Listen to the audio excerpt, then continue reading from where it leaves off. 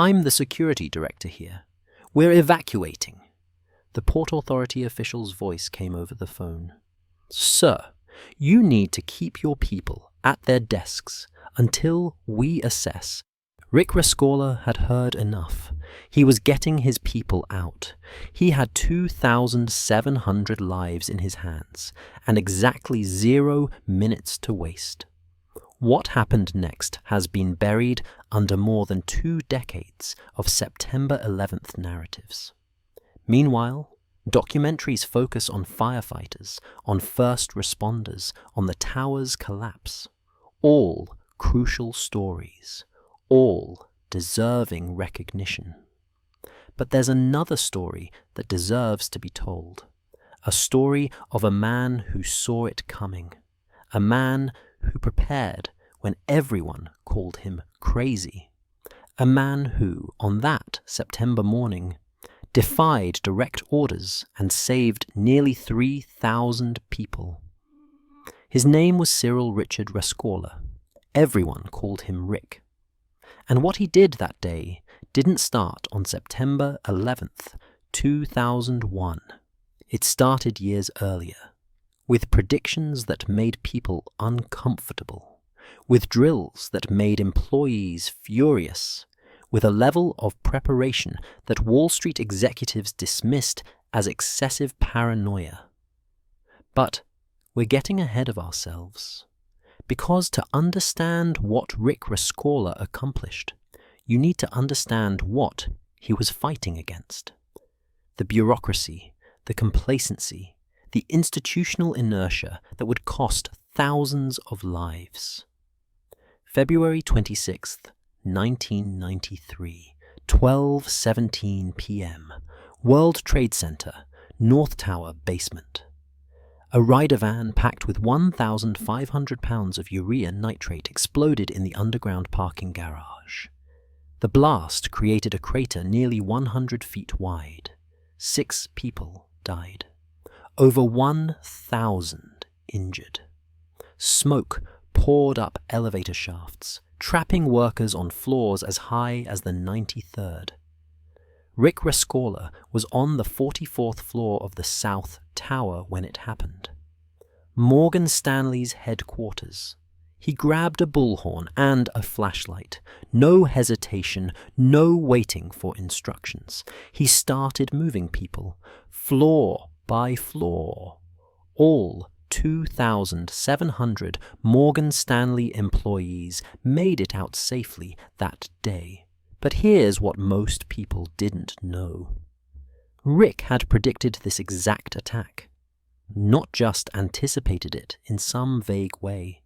He'd written a detailed memo about it, sent it to the Port Authority, to Morgan Stanley management, to anyone who would listen. The story of that prediction begins 3 years earlier. In 1990, after the bombing of Pan Am Flight 103 over Lockerbie, Scotland, Rescorla became convinced the World Trade Center was vulnerable to terrorist attack. So he called in his old friend from his days in Rhodesia, a man named Daniel J. Hill, former military, trained in counter-terrorism. Rescorla asked Hill a simple question. If you wanted to bring down the World Trade Center, how would you do it? Hill asked to see the basement. The two men walked down to the parking garage. No security stopped them. No one questioned them. Hill pointed to an easily accessible load-bearing column. According to later accounts, his assessment was blunt. This is a soft touch. I'd drive a truck full of explosives in here, walk out, and light it off. That year, 1990, Rescorla and Hill wrote a report to the Port Authority of New York and New Jersey, which owned the site. They insisted on the need for increased parking garage security.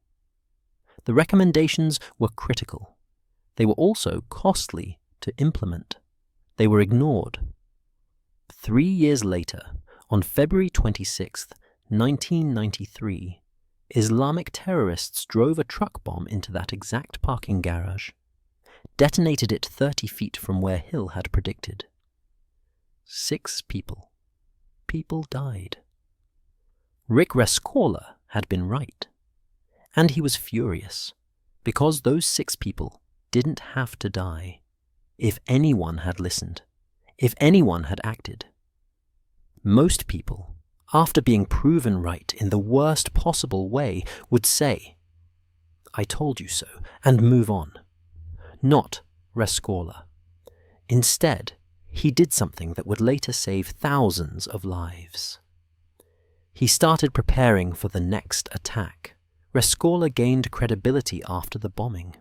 Management started listening, because suddenly his warnings didn't seem so paranoid anymore.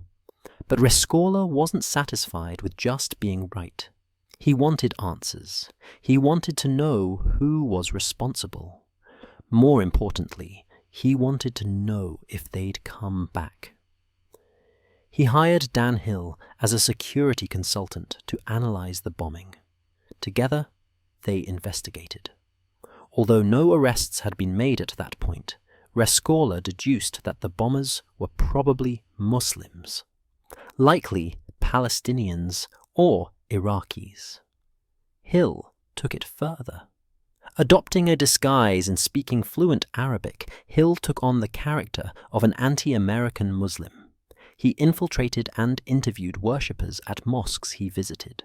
His conclusion: the attack was likely planned by a radical imam at a mosque in New York or New Jersey.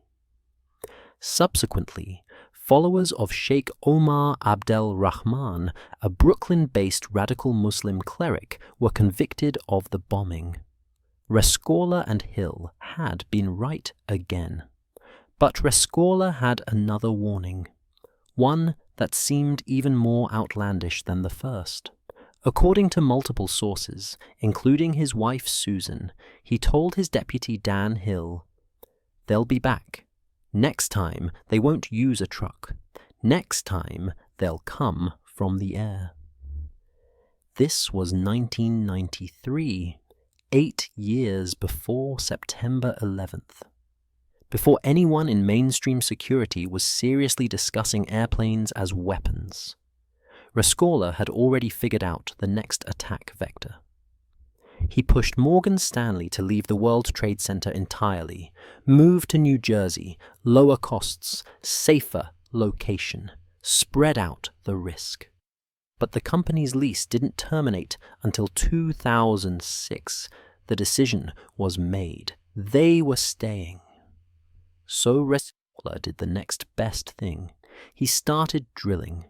To understand why this was revolutionary, you need to understand corporate culture in the 1990s. Wall Street culture, specifically. These were traders, investment bankers, people whose time was measured in millions of dollars per hour. The idea of stopping work for a safety drill was, to many of them, absurd. Rescorla didn't care. After Dean Witter merged with Morgan Stanley in 1997, the company eventually occupied 22 floors in the South Tower. Rescorla's office was on the 44th floor, and at his insistence, all employees, including senior executives, practiced emergency evacuations every 3 months. Every 3 months. No exceptions. Not suggestions. Actual evacuations, where everyone left their desks and walked down the stairs. The employees hated it. According to multiple accounts from survivors, there were complaints to HR, anonymous letters about the paranoid security director. High-powered executives resented the interruption to their daily activities. People called him names behind his back. Some variation of Colonel Crazy, the British lunatic. But Rescorla had something they didn't. He had combat experience, and not just any combat experience. A lifetime of it. Rick. Rescorla was born in Hale, Cornwall, England, on May 27th, 1939. During World War II, his small coastal town served as the headquarters for American forces preparing for D-Day. The young Rescorla watched in awe as soldiers from the 175th Infantry Regiment, 29th Infantry Division, prepared for the Normandy invasion. Those American soldiers left an impression that would shape his entire life. He knew, even as a child, that he wanted to be a soldier like them. At 16, in 1956, Rescorla joined the British Army. He underwent training as a paratrooper with the Parachute Regiment. Naturally athletic and with little interest in academics, he excelled in military training. From 1957 to 1960, he served in Cyprus with an intelligence unit during the Cyprus emergency. After his service with the British Army, Rescorla moved to northern Rhodesia, today's Zambia, to join the Protectorate's police force. There he backed South African forces in engagements against the Soviets. This experience instilled in him a deep dislike for communism. It also introduced him to Daniel J. Hill, an American soldier who would change his life. Hill encouraged Rescorla to enlist in the US Army. But first, Rescorla moved to London for a short stint with the Metropolitan Police. Then, in 1963, he immigrated to the United States. He enlisted in the US Army to fight communists in Southeast Asia. After basic training at Fort Dix, New Jersey, Rescorla attended Officer Candidate School at Fort Benning, Georgia. He also completed airborne training. Following his graduation, he earned a commission as a second lieutenant. He became a platoon leader with the 2nd Battalion, 7th Cavalry Regiment, 1st Cavalry Division Airmobile. But then he went to Vietnam. He'd served in Vietnam with the 2nd Battalion, 7th Cavalry Regiment, fought at the Battle of Ia Drang in November 1965. Lieutenant Colonel Hal Moore, who commanded the battalion, described Rescorla as the best platoon leader I ever saw. His men nicknamed him Hardcore for his bravery in battle. His face became an American icon when photographer Peter Arnett captured him on the battlefield. That photograph would later grace the cover of the book We Were Soldiers Once and Young. The Battle of Ia Drang was the first major engagement between US forces and the North Vietnamese Army. November 14th through 18th, 1965, 10 miles from the Cambodian border. The Americans were outnumbered and outgunned. Rescorla was a platoon leader in Bravo Company, 2nd Battalion, 7th Cavalry. During the fighting at Landing Zone X-Ray, his company was sent in as reinforcements. The situation was desperate. American forces were taking heavy casualties. North Vietnamese troops were assaulting the perimeter in waves, but Rick Rescorla was singing. To calm his men, to break their concentration away from the fear that grips soldiers when they realize hundreds of enemy fighters want them dead, Rescorla sang. Mostly he sang Cornish and Welsh songs from his youth. Battle hymns, songs his grandfather had taught him. Sam Fantino, Rescorla's radio operator, later recalled, "We were all sitting in our holes with our knees knocking. We have dead guys all around us, and here comes Rick singing Cornish songs." Between songs, Rescorla's voice rang out with commands. "Fix bayonets. On line. Ready. Forward." His men forgot their fear, concentrated on his orders, marched forward into history. But the Battle of Ia Drang wasn't over.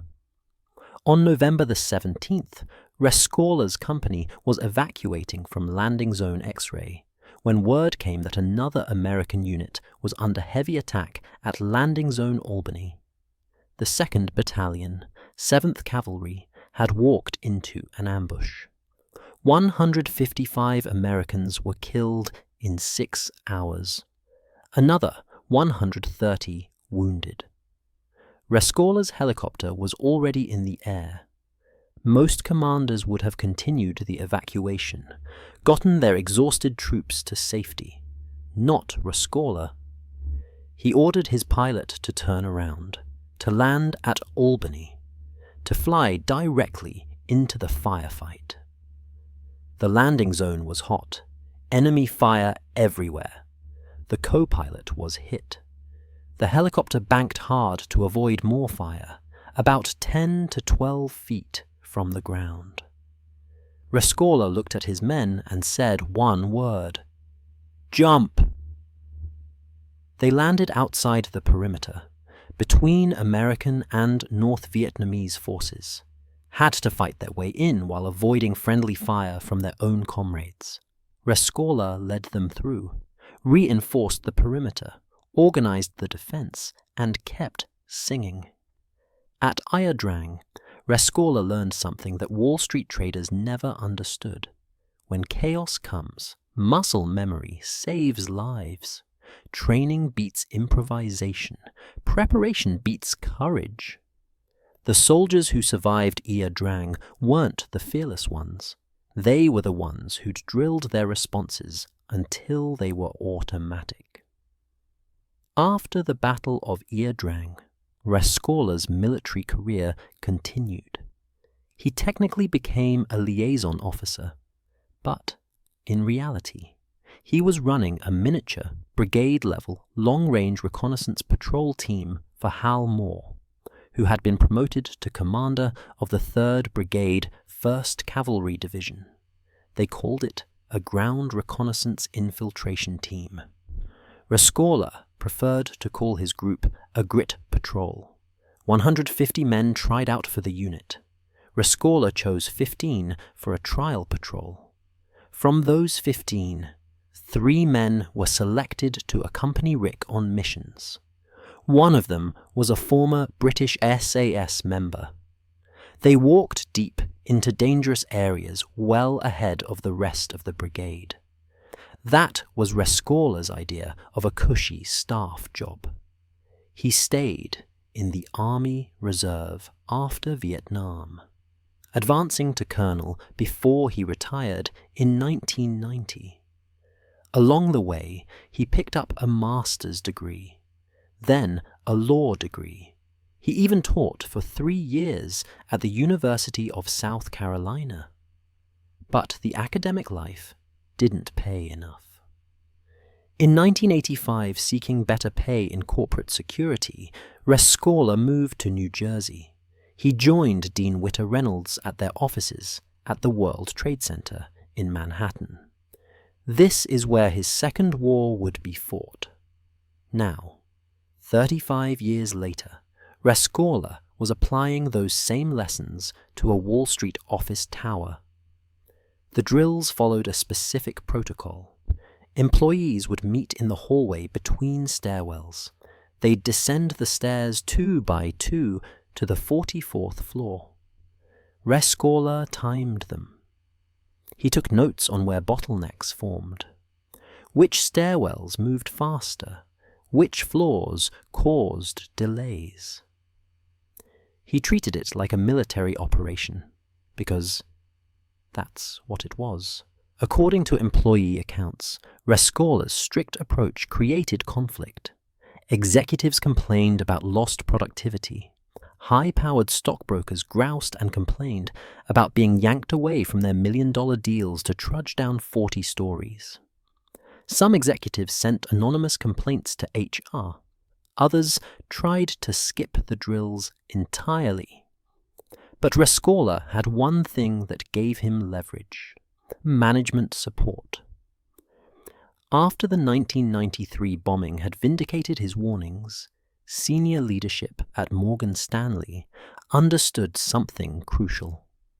Those drills however expensive in lost time and opportunity cost, probably millions of dollars in lost productivity over the years, were in the best interests of employee safety. And they were worth it. The drills weren't just about walking down stairs. Rescorla felt that the authorities had lost legitimacy after they failed to respond to his 1990 warnings. He organized surprise fire drills, trained employees to meet in the hallway between stairwells, go down the stairs 2 by 2 to the 44th floor. He timed every single drill, noted which employees moved quickly, which ones needed encouragement, which floors had bottlenecks. Every visitor to Morgan Stanley's offices received a proper safety briefing before conducting any business. This wasn't optional. You didn't meet with Morgan Stanley without knowing how to evacuate. He appointed team leaders and fire marshals for every floor. These people underwent extra training. They learned evacuation routes, alternate routes if the primary was blocked. They learned how to keep people calm, how to move groups efficiently, how to identify problems before they became crises. Over time, something changed. The drills got more sophisticated.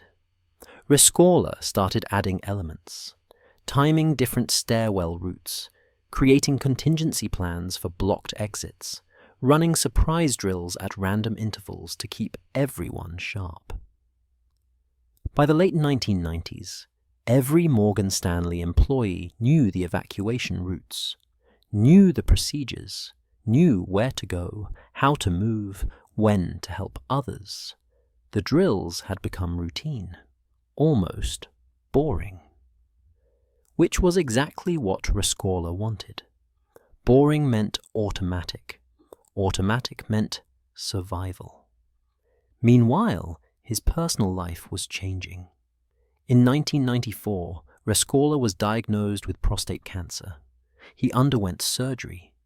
The prognosis was positive, but 4 years later, in 1998, the cancer returned, spread to his bones. The treatment was painful, injections and medications that caused dehydration and swelling. But that same year, 1998, something good happened. He met Susan Greer while jogging barefoot near his Morristown, New Jersey home. She was a fellow divorcee, an assistant to a dean at Fairleigh Dickinson University. She had 3 daughters from her previous marriage. They married in February 1999. Susan became his closest confidant, the person who understood his obsession with the towers better than anyone. Because it was an obsession. According to Susan in later interviews, he talked about it constantly. "They're coming back, Susie. Next time from the air." He'd study airline security, read intelligence reports, watch the news for anything about Al-Qaeda. Friends thought he was paranoid. Colleagues thought he was burnt out. But Rescorla was neither. He was pattern matching, preparing. Susan saw a different side of him too. Her goofball, her poet and romantic. Rick wrote poetry, sang constantly, had a deep love for music that came from his Cornish roots. He'd recite verses, make her laugh, take her on adventures. But the towers were never far from his mind. She understood. She supported him. Even when others thought he was crazy, Susan knew better. She'd seen his military citations, heard the stories from his men, understood that when Rick Rescorla said something was going to happen, you listened. In 1996, Rick attended a reunion of Ir Drang veterans. Susan went with him. When Lieutenant General Hal Moore gave a speech, he said something that stunned her. And now, I want to introduce you to the best combat leader I ever saw, Rick Rescorla, Hardcore 1-6, 2nd Battalion, 7th Cavalry. The room erupted. Cadets, officers, veterans, everyone who could cram into Eisenhower Hall that night leapt to their feet in thunderous applause. Rick stood up, gave a short wave, sat back down. Susan was awestruck. That was her Rick. Always surprising. But then came September 11th, 2001. Rick Rescorla arrived at his desk on the 44th floor of the South Tower around 7:30 a.m. By a twist of fate, he wasn't supposed to be there that morning. He was scheduled to be on holiday. But he'd sacrificed his time off so a colleague could have theirs instead. A normal Tuesday morning, or so it seemed. At 8:46 a.m., American Airlines Flight 11 struck the North Tower between floors 93 and 99. Rescorla heard the explosion, saw the North Tower burning from his office window, saw debris falling, saw people jumping. A Port Authority announcement came over the PA system, urging people to stay at their desks. The incident was in the North Tower. The South Tower was secure. Standard protocol said, wait for instructions. Rescorla knew better. While watching the news coverage, he called Dan Hill. According to Hill's later accounts, Rescorla's assessment was immediate. The dumb sons of bitches told me not to evacuate. They said it's just building one. I'm getting my people the F out of here.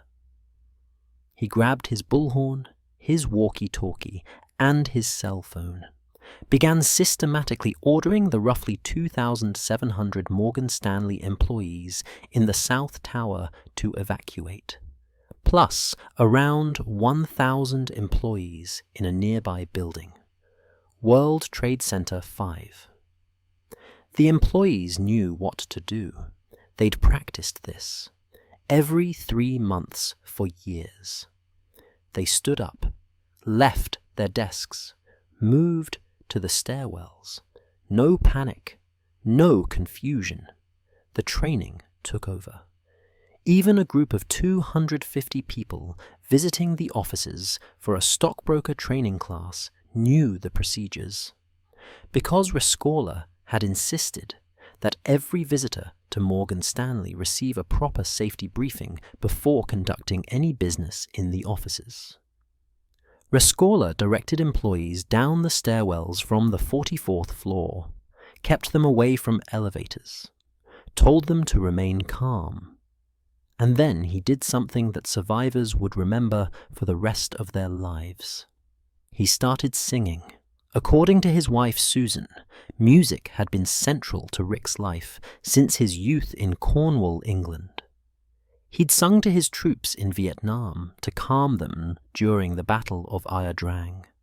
He'd sung Cornish and Welsh songs, military cadences, anything to break their concentration away from fear. Now, on September 11th, he sang again. God bless America.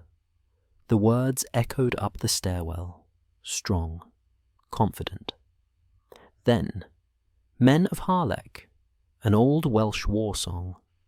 The lyrics spoke of standing firm in battle. Men of Harlech, stand ye steady, it cannot be ever said ye, for the battle were not ready. Stand and never yield. His voice echoed up the stairwells. Deep, commanding, impossible to ignore. Between songs he'd call out, "Today is a day to be proud to be an American. Stay calm, watch your partner, keep moving. 2 by 2. That's it. You're doing great. Multiple survivors later recalled hearing his singing. One woman said it was the only thing that kept her from panicking. A trader said he focused on Rick's voice instead of the smoke and chaos around him. If Rick was singing, everything was fine. It gave them something to focus on besides their fear. At 9:03 a.m., 17 minutes after the first plane hit, United Airlines Flight 175 struck the South Tower between floors 77 and 85. The building lurched violently. People were thrown to the ground. The impact was catastrophic. But by then, most Morgan Stanley employees were already in the stairwells, already evacuating, because Rescorla had started the evacuation 20 minutes earlier, against direct orders, defying Port Authority instructions. Those 20 minutes made all the difference. Rescorla continued directing the evacuation, moving between floors, checking that everyone was out. His walkie-talkie crackled constantly. Dan Hill was managing the exit from below. Other security team members were positioned throughout the building. They were coordinating, communicating, executing the plan they'd practiced for years. During the evacuation, Rescorla called his wife Susan. Multiple sources confirm his words. "Stop crying. I have to get these people out safely. If something should happen to me, I want you to know I've never been happier. You made my life." Susan replied, "You made my life, too." Then the phone went dead. By around 9:45 a.m., the evacuation of Morgan Stanley's offices was nearly complete. Most employees were out of the building. The system had worked. The drills had paid off. Years of preparation had saved thousands of lives. But Rescorla wasn't done. According to accounts from colleagues who saw him, when told that most people were out and that he should evacuate, Rescorla replied, "As soon as I make sure everyone else is out." He went back in to check the floors, to make sure nobody was left behind. A handful of people were unaccounted for, including members of his security staff. Then there were people from other companies. Rescorla wouldn't leave until he was certain. Someone told him he needed to evacuate. Rescorla pointed up the stairwell. "You hear those screams? There's more people up there. I have to help get them out." He was last seen on the 10th floor of the South Tower, heading upward, shortly before its collapse. At 9:59 a.m., 56 minutes after being struck by United Airlines Flight 175, the South Tower collapsed. Rick Rescorla was still inside. His body was never recovered. Rescorla was declared dead 3 weeks after the attacks. The numbers tell an extraordinary story. Morgan Stanley occupied 22 floors of the World Trade Center South Tower. They had approximately 2,700 employees in the building that morning, plus around 250 office visitors. When the tower collapsed, 13 Morgan Stanley employees had died. 13 out of approximately 2,700.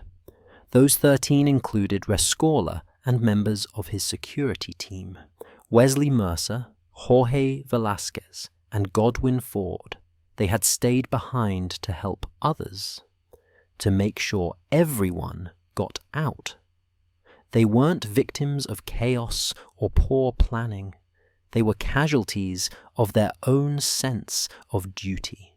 That means 2,687 Morgan Stanley employees survived, a survival rate of over 99%. In a building that was struck by a commercial airliner and collapsed in less than an hour. The contrast with other companies is stark. Many firms that followed Port Authority instructions to stay at their desks suffered catastrophic losses. Companies that didn't have evacuation plans saw survival rates far lower. Entire departments wiped out. Hundreds of employees lost. The death toll was catastrophic for firms that waited for official instructions. Cantor Fitzgerald, located on floors 101 through 105 of the North Tower, lost 658 employees, nearly every single person who showed up for work that morning. They were above the impact zone with no way down.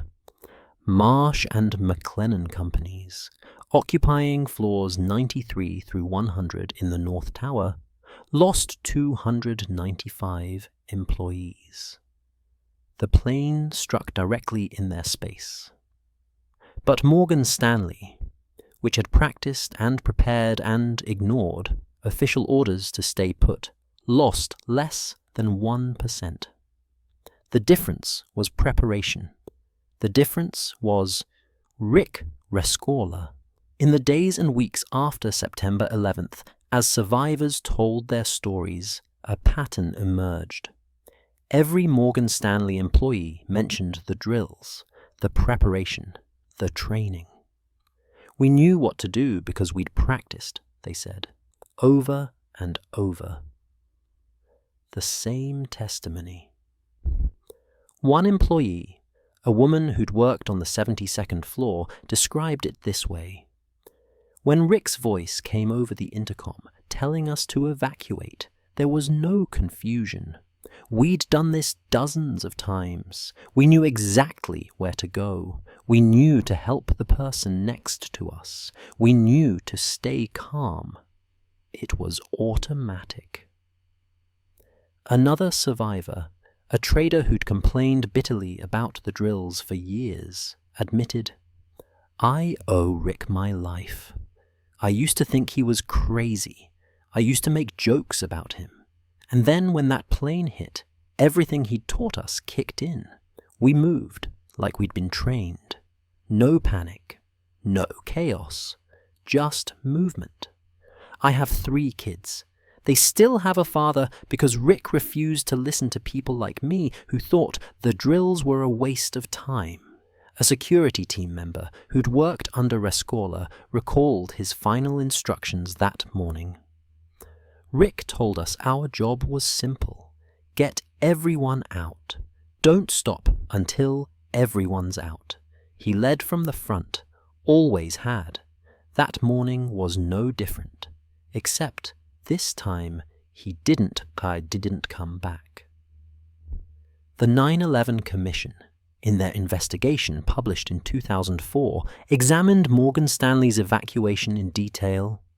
They found that Morgan Stanley's survival rate was among the highest of any major company in the World Trade Center. The Commission's conclusion was direct. Rick Rescorla's preparation and training directly resulted in the survival of approximately 2,700 employees. His decision to evacuate immediately, contrary to Port Authority instructions, was the correct decision. But what about Rescorla's prediction, the one from 1993? They'll come back, next time, from the air. He'd been exactly right, about everything. The vulnerability of the towers, the likelihood of another attack, even the method. He'd seen it coming 8 years before it happened. And because he'd seen it coming, he prepared. The quarterly drills, the training, the contingency plans. All of it designed for a day he hoped would never arrive, but knew probably would. That preparation saved 2,687 lives. The irony is brutal. Rescorla spent years preparing for an attack he knew was coming. He executed a near-perfect evacuation under the worst possible circumstances, and died doing it. Not because his plan failed, but because he wouldn't leave until he was absolutely certain everyone else was safe. In the years since, researchers have studied the Morgan Stanley evacuation extensively. Business schools analyze the organizational aspects.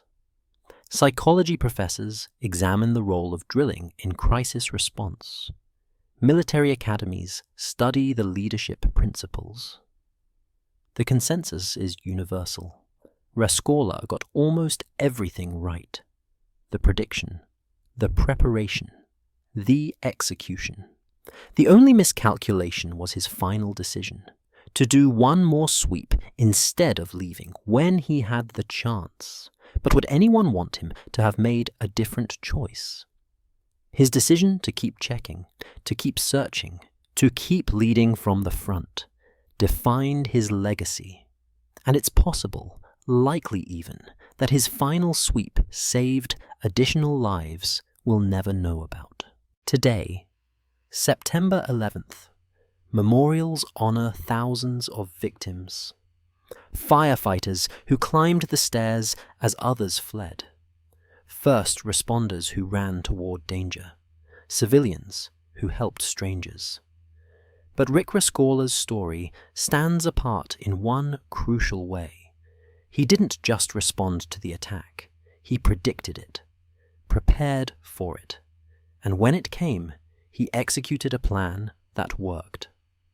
The South Pool of the 9/11 Memorial in New York contains the names of everyone who died in the South Tower. Rick Rescorla's name is there, panel S46, along with Wesley Mercer, Jorge Velasquez, and Godwin Ford, 4 security officers who died doing their jobs. But their legacy isn't on a memorial wall. It's in the 2,687 people who went home that night, the children who still have parents, the parents who still have children, the spouses who didn't become widows or widowers, all because one man saw danger coming and refused to be complacent. Susan Rescorla visits the memorial regularly. She's spoken at events about her husband's legacy. In interviews over the years, she's shared her perspective. People call Rick a hero, and he was. But he would have wanted to be remembered as someone who did his job, someone who prepared, someone who took responsibility seriously. The heroism was almost incidental. It was just him doing what he thought needed to be done. That perspective matters. Because Rescorla's story isn't really about one dramatic moment. It's about years of persistent, unglamorous work. Writing memos that got ignored, running drills that people hated, fighting bureaucracy, pushing back against corporate culture that prioritized productivity over safety. All so that when the moment came, people would be ready. In corporate America today, Rick Rescorla's methods are standard practice. Companies conduct regular evacuation drills. Security directors have real authority. Emergency planning is taken seriously. This didn't happen by accident. It happened because September 11th proved that preparation works, that training saves lives, that the people calling you paranoid might be the ones who aren't paying attention. But there's a darker truth too. Most of these changes came too late for the people who died on September 11th. The Port Authority knew the towers were vulnerable. Multiple security assessments had highlighted the risks. Rescorla's memo from 1990 wasn't the only warning. But bureaucracy, cost concerns, and institutional inertia prevented action. And that's perhaps the most important lesson. Rick Rescorla couldn't force the Port Authority to improve security, couldn't make the towers less vulnerable, couldn't prevent the attack. All he could do was prepare his people for what he knew was coming. And he did. Perfectly. Meanwhile, Rescorla's military legacy was being honored. In 2009, a statue of Rescorla was unveiled on the Walk of Honor at the National Infantry Museum at Fort Moore, Georgia. The life-sized monument was modeled after the iconic photograph from the Battle of Ia Drang. Rick standing tall with bayonet fixed, leading his men forward. That same year, November 11th, 2009, Rescorla was inducted into the Oklahoma Military Hall of Fame. In 2015, the 2nd Battalion, 7th Cavalry Regiment, dedicated their conference room in his honor. The Rick Rescorla Conference Room stands as a permanent reminder of the battalion's most famous platoon leader.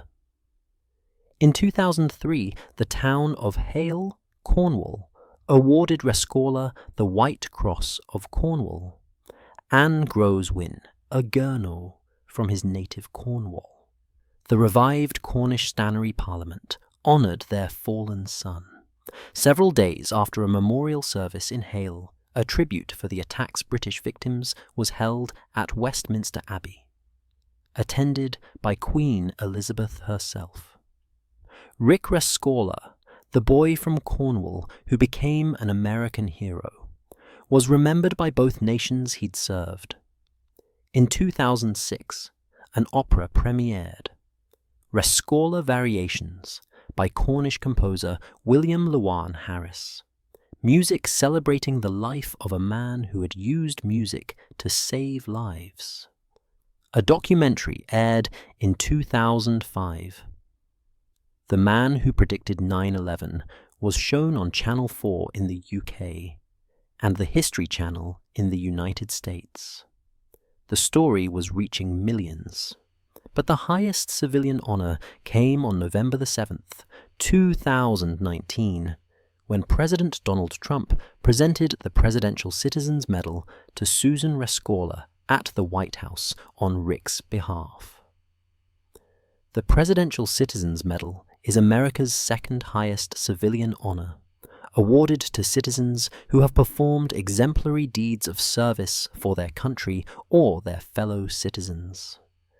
Lieutenant Colonel Andrew Watson, commander of the 2nd Battalion, 7th Cavalry at the time of the dedication ceremony, spoke about Rescorla's legacy. How better can you epitomize selfless service to a nation than to first embark on the conflict in Vietnam, and then to continue to serve your community at every level you find yourself, and to give that last full measure of dedication of service and support in an unexpected terrorist attack. Rick Rescorla died at age 62, killed in the collapse of the South Tower while doing final sweeps to make sure nobody got left behind. His body was never recovered, but his legacy is permanent, written in the lives of thousands of people who went home on September 11th because he prepared them. The drills everyone hated, they saved everyone's lives, the paranoia everyone mocked. It was foresight, the military discipline everyone found excessive. It was exactly what they needed when their building was hit by a plane. In the end, Rick Rescorla was right about everything. The threat, the attack vector, the importance of preparation, the need to ignore official instructions when you know they're wrong, and the cost of leadership. He paid that cost with his life, but in doing so, he saved thousands of others. That's not just heroism. That's duty fulfilled to its absolute limit. That's someone who saw danger coming, prepared for it, and when it arrived, stood his ground and saved everyone he could. They called him paranoid. They called him Colonel Crazy. They mocked his drills for years. And on September 11th, 2001, those drills saved 2,687 lives. Rick Rescorla knew they were coming back. He knew they'd come from the air. He knew preparation would save lives. And he was right. About everything. The only thing he didn't predict was that he wouldn't be there to see the success of his own plan, that he'd die making sure it worked. But maybe that's fitting, because Rick Rescorla never did this for recognition. He did it because it needed to be done, because people's lives depended on it, because when you see danger coming, you prepare, and when disaster strikes, you lead. And if that means you don't make it out, well, that's the cost of leadership. Rick Rescorla understood that cost and paid it willingly so that others wouldn't have to. 2,687 people went home that night because of him, because he saw it coming, because he prepared, because he acted when others hesitated, because he refused to leave until everyone else was safe. That's his legacy, not on a memorial wall. In the lives still being lived, the families still intact, the children who grew up with parents, the parents who didn't lose children, all because one man refused to be complacent. They mocked his paranoid drills for years. On September 11th, 2001, those drills saved 2,687 lives. And Rick Rescorla gave his own to make sure they did.